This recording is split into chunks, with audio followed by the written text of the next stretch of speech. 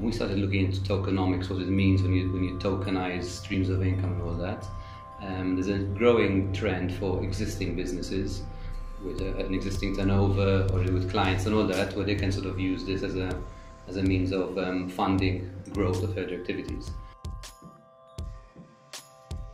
It took quite some planning. Because we wanted to make sure we looked at the numbers very carefully. Keep in mind we're licensed as corporate service providers, so we looked into many aspects of it, make sure we're not overexposed in any way. Also, when we came up with the tokenomics, basically how many tokens we would sell, this and that, we really looked at the numbers carefully. We can use blockchain for our business when it comes to data, storage and many other things. On the tokens itself, there are a number of people who do this, who can basically can develop a smart contract and issue tokens. Well, I mean, in our case, obviously, blockchain is useful because obviously it can be, we can use blockchain for our business when it comes to data, storage and many other things. We're not actually technical people, so there's quite a niche for what we do. But there's obviously quite a niche as well for people who actually do the technical part and the blockchain part. We're lawyers, so I think a framework sets certainty, people understand the parameters within which they can operate. So I think it's merging quite well. And I think once this regulation comes through and regulation worldwide comes through, that will allow blockchain and maybe also cryptocurrencies to become more mainstream.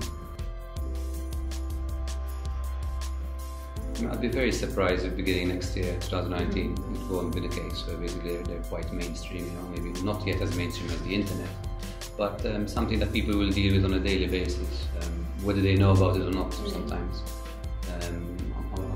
I'd be surprised if it wouldn't be the case by beginning next year. It's something which is quite commonly used. I think it just makes things much more efficient. We look forward to the law passing where there's more clarity, people can really see what you can and can't do.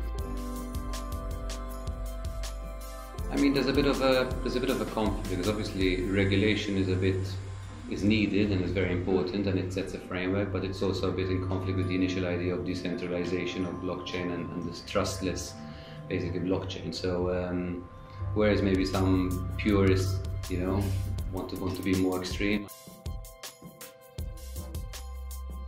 I think the government's been quite proactive. So I mean, they've seen a niche internationally. They've seen a demand for a jurisdiction like Malta to step up and introduce certain at least guidelines.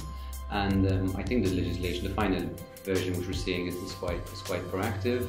And we're not just talking about ICOs and blockchain. It's everything else that comes with it. You're looking at crypto exchanges. You're looking at funds that want to invest maybe in cryptocurrencies. So it can all be positive work for Malta, and obviously all the other things that come with it. Companies setting up in Malta after that to develop their blockchain products and their blockchain platform. So I think so far it's quite proactive. So now that Malta is going to pass regulations to have a legal framework for this, it's put Malta more on the map compared to other players in Switzerland, Estonia and others.